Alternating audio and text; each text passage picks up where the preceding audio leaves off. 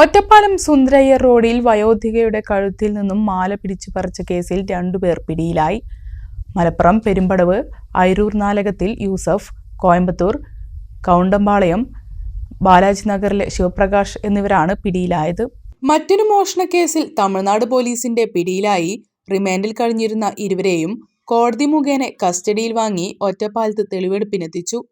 പിടിച്ചുപറി നടന്ന സുന്ദരയ്യർ റോഡിൽ ഉൾപ്പെടെ തെളിവെടുപ്പ് പൂർത്തിയാക്കി.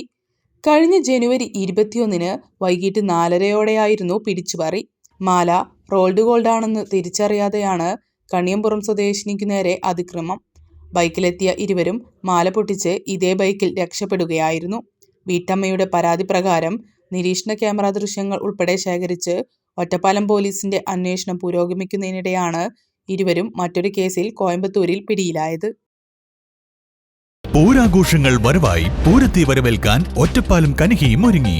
കനിഹ വെഡ്ഡിംഗ് സെന്റർ ഒരുക്കുന്നു Pooram mega sale. Kaniha wedding centre, Ottapalam.